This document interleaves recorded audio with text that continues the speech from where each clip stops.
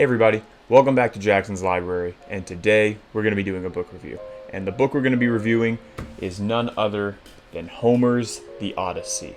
So before we get straight into the book review, I want to talk a little bit about how I intend to go about doing reviews on this channel. I intend to split it into about 3 parts. We're going to have a spoiler-free review section, a spoiler-full review section, and then a finale where I give my final closing thoughts on the book and then rate it on a scale of 1 to 5, just like Goodreads does. I want to do it in that structure so that all audiences can watch a review like this. If you're thinking about buying the book but don't want it all spoiled, there's a section for you where you can just get the gist of it and decide if it's something you're interested in, and then you can pause the video there, go read the book, and then return if you like for the spoiler full section so you can hear my thoughts on it, dive a little bit deeper into what happens in the book. Or if you just don't care to read the book and just want to know what's going on, or just want to know my thoughts, you can watch that section too. I just wanted to make it so that there's a little bit of something for everybody. So yeah, now that that's out of the way, let's jump straight in to the review. The Odyssey. So I picked up this book because the movie's coming out in late July, and also because I have a trip to Greece planned over the summer, and I feel like this is almost essential reading if you're going to be going over there. This is their epic, one of their epics, of course. You have the Iliad also. And also I think this is just an important book to read as a reader.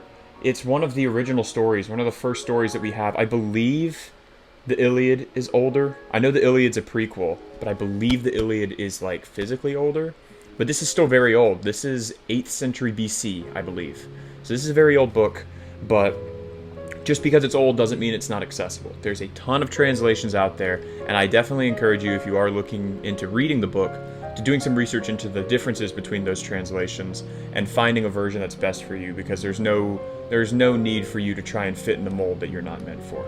I went with the Robert Fagel's translation, which I highly recommend if you are just wanting if you don't really want to do research and you just want to be told which version to get. I highly recommend Robert Fagel's because he translates it into the verse like how it's told, how it was originally written, and he retains a lot of the grand scope that the Odyssey has. You know, when you go into reading the Odyssey, it has a sort of aura behind it. It's like, this is the Odyssey. This is the journey. I want it to feel grand. And Robert Fagles does a great job of making it feel grand when you read it. Another thing about this book that's important to know, which is a lot of why I enjoy reading it in verse, but also some of the reason why it made it a little bit difficult to read at times, was this was not a story that was designed to be written down. Back in ancient Greece, when the Odyssey was first told, it was told through orators. They would memorize passages of the story, and then they would speak it out loud to the citizens who wanted to hear it. It wasn't a text that was disseminated among the population, because I don't even think they really had paper back then. I don't even know if they had papyrus back then. They could have. I should probably know that. But yeah, no, this was a oral story that was then transcribed to text. And so that's why it makes it really difficult to read or not really difficult. That's why it makes it challenging to read sometimes, because there's a lot of parts that they'll repeat a lot of sayings, a lot of sentences, so that the orators can find their place. That's how the story was designed, kind of. It's a memorization tactic. But a lot of times you'll find yourself repeating things and you're like, okay, let's get on with it. But it's not too bad. Not terribly bad, especially if you're just actually interested in knowing what happens. The Odyssey is fantastic. It's written very well. You would think it's very focused on just the actual Odyssey. And yes, it is, but there's also a lot more kind of going on underneath the hood. More than I expected from 8th century BC literature. There's some cool characterization that you get that I wasn't really expecting. But I won't go too much into that yet. I'll save that for the spoiler portion. But yeah, the story's great. So the little elevator pitch version of this is King Odysseus of Ithaca. He has gone off to Troy to fight the Trojan War. and he has been fighting that war for 10 years, and now the war is over, and he tries to come back home. He's trying to come back home to his wife, his kid, and his house, but he runs into some trouble along the way, some earthly, some divine, but he runs into a lot of trouble, and his journey ends up being delayed a significant amount. And this is the story of him trying to get back to his family, and also how his family kind of grapples with him being gone.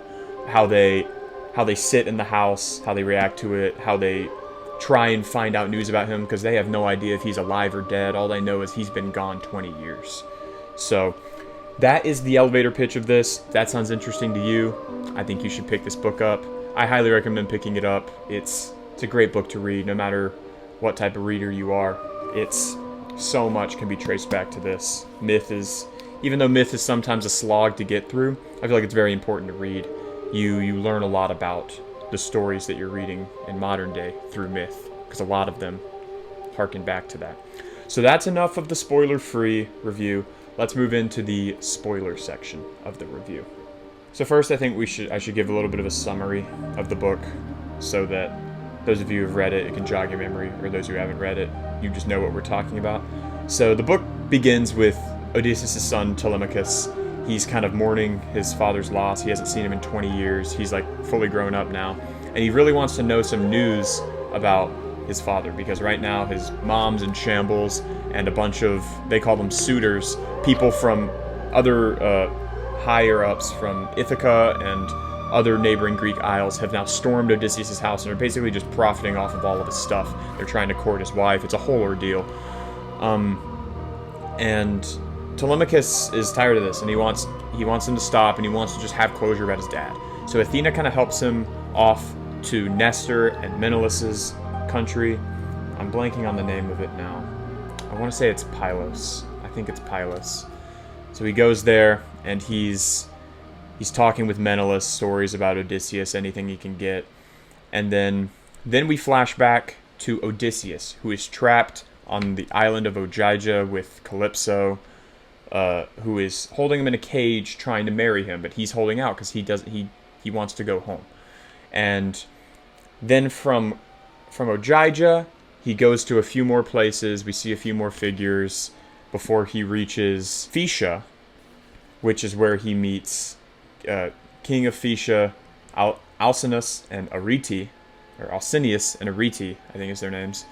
And then he recounts how he got to Ogygia, the story from Troy to Ogygia, how he lost pretty much all of his crew, and so he tells a lot of that story. That's where he encounters a lot of other divine entities. So, and then Alcinous and Arete order some men to take Odysseus back to Ithaca. He goes back to Ithaca, and he partners with his swineherd and Telemachus to go into the palace as like potential suitors or beggars. He slays all the suitors, and he reveals himself to Penelope, and then reveals himself to his father, Laertes, and then that's the end of the Odyssey. So, let's talk a little bit about my reading experience. It was very entertaining the first half, but the second half was a bit of a slog for me, just because like we arrived at Ithaca around halfway through the book. A little bit more than halfway, we arrived at Ithaca. So the Odyssey is over by that point, or by the strict definition of the term. The Odyssey is over, and then the rest is just plotting, and a lot of it felt unnecessary at times. I don't know why he had to disguise himself so many times. I don't know why he had to... He was like role-playing. He role-played like 3 different people who had apparently hosted Odysseus and were like giving hints about how he might come home. And like he's right there in front of them. And he could have easily just stormed the palace and done it without playing any of these games. He loved to test people, which is an interesting trait of Odysseus' character. That's another thing. Odysseus is such a neat character because he really feels kind of like a god in himself. Like they make it very clear that he is man, but so many people who encounter them say he looks like a god, and he has the abilities of a god. No man can best him. It's really interesting, and he kind of has this sort of hubris like a god too. Because when he's leaving the Cyclops' island, he kind of taunts the Cyclops and reveals his real name. And then the Cyclops, like, he throws something into the water and it washes their ship backwards. Like, they lose progress because of this taunt. Which is such like a... Like, what are you doing, man? Like, why are you doing that? Which I appreciate, because if they just made Odysseus this infallible being, then his character wouldn't be that interesting. He would literally just be a dude on this Odyssey. The Odyssey would be more of a character. But giving him some faults, I think, is really interesting. And then there's another fault at the end. It's when he's with his dad. He's introducing himself as his dad. He's doing another role play where he's pretending to be a guy who knew Odysseus. And then halfway through, his dad's like weeping. He's like losing it. And Odysseus realizes, he's like, what am I doing, bro? Like, why am I testing him? And so he just reveals himself. And I thought that was another cool moment of characterization. But he's an interesting guy. Because he also, during the Siren episode, this is one of my favorite parts. I thought this was really funny. He's talking to Circe about what he needs to do to go home, and Circe warns him about the sirens, and she's like, now you're gonna want to like plug your ears with wax, but if you really want to hear it, you can tie yourself to the mast, and so that you can hear it, but you're not able to escape and go to the sirens, because then you'll kill yourself and your whole crew. And so she tells him that as like that's a thing you can do, like if you really want to. And then when Odysseus goes to his men to kind of break down everything, he's like, all right guys, this is what Circe told me. She said I've got to listen to the siren song. That's what I've got to do. So we've got to tie me up. He doesn't even try to say it's like, oh, this is something we could do. I think we're going to do this. He talks about it like that's what has to happen. That Circe told him that's what has to happen. That he's got to be the one to listen to the siren song, which I thought was pretty funny. But yeah, this was a fun story. And I say it got a little bit dry in the second half, but around the last 4 episodes, it really starts to pick up. It's right when like you can tell the tension with Odysseus and the suitors is coming to a head, and when that happens, it's great. And the resolution is also really good. It's a very fun story, I think, especially if you're able to push past a little bit of the boring stuff. I want to read 2 of probably my favorite passages from here. Both of them are characterizations of Odysseus. So this first one, this might be my favorite line from the entire book. Odysseus has revealed himself to Telemachus, and they're plotting the takedown of the suitors. And Telemachus is a little bit worried that 2 people aren't going to be enough. And so he goes, can you come up with a friend in arms, some man to fight beside us, some brave heart? And Odysseus replies, let me tell you, the old soldier said. Bear it in mind now. Listen to me closely. Think. Will Athena, flanked by Father Zeus, do for the 2 of us? Or shall I rack my brains for another champion? Which I thought that was really funny. Funny and tough. It's another kind of like a little arrogant moment, a little energy. You know, he's like, oh really? You think we need help? Well, we've got the gods. Is that enough? I like that. It seems very in character for Odysseus. And then the other moment is when this is when he's reunited with his faithful house servants. He's slain all the suitors, and he's greeting his house servants, who also haven't seen him in 20 years.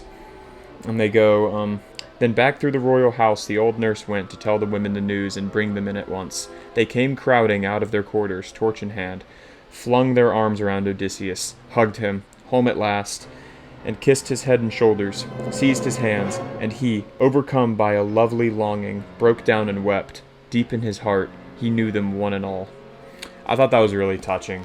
That's one of my favorite passages from the whole thing, because that also, for me, demonstrates that this wasn't just a thing for love for Odysseus. He didn't just want to come home to be with his wife and be with his son. It wasn't just love, it wasn't just family, it was all the people that he knew. It was all the people that made his home. That he really did care for everybody that he encountered. He weeps so many times through the book when he hears of struggles and troubles that people find themselves in. When he's reunited with people from his past, he weeps a lot. You can tell that he really does care about everybody he's met in his life, and that he really values all the kindness that they show him, and he tries to emulate that back. But yeah, I think this is it's a really great story. A whole lot of good stories within this story. I feel like I could easily see myself picking this up just on a random day and reading one of the episodes the same way they would do in ancient Greece. Reading one of the episodes and reliving one of those stories, because it feels like there's a story that happens about every episode. There's usually a thing that happens every episode, and if there's not a thing that happens, it's usually pretty short. But yeah, I think this is great. I guess for my final review, final thoughts, I think this is an essential read for almost everybody. I think it's just an incredible work, and it's very digestible, very enjoyable, and the characters are all unique. The characters are all great. They may not be as complex as characters we get today, but they are very well written in their own right. And I just find this an extremely impressive human feat. This is 2,800 years old. The fact that we could write something like this that old, a story that feels this complete, it's not that fragmented, I think that's extremely impressive. And I just think this is such a powerful experience, being able to read this book, to read it and take yourself back to what it was like to be a citizen in ancient Greece and just listen to the Odyssey be told to you. It's unifying people across centuries, across millennia.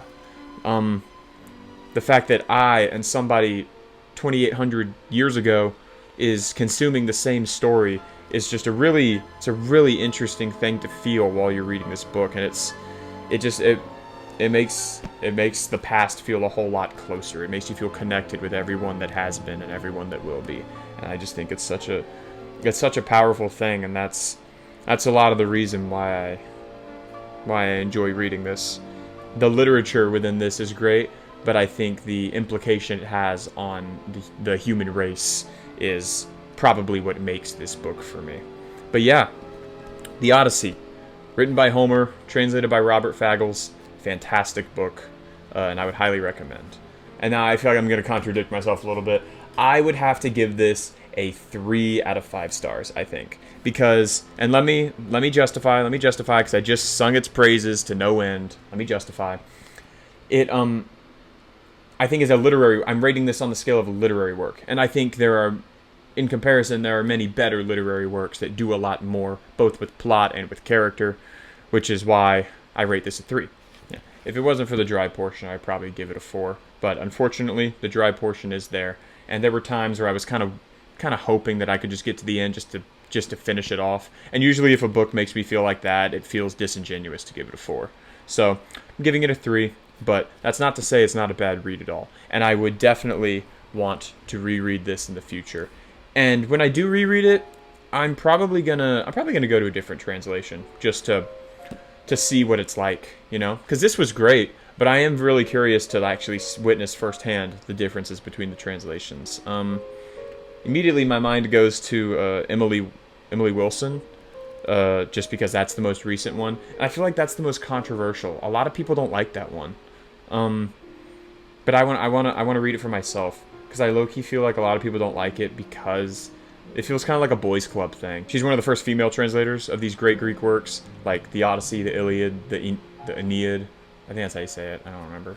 But she's the first female translator of those. And it feels like a lot of it is like, oh, you can't do what the boys do. It feels like the female version sucks. It's dumb and woke. And I'm like, oh, I don't know. But I want to check it out firsthand, so I can then make my judgment of whether I think it is a disservice to the translation, or if I think it's just another version.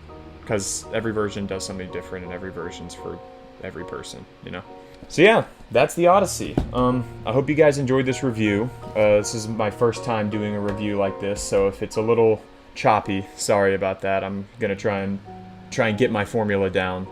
Maybe get a little bit better at centralizing my thoughts in the future. But yeah, look out for some more of these. And if you enjoy, make sure you like, subscribe, leave a comment down below what you think about the story, the characters. We'll have a discussion. It'll be great, generate a little community. So yeah, I hope you guys enjoyed. See you next time.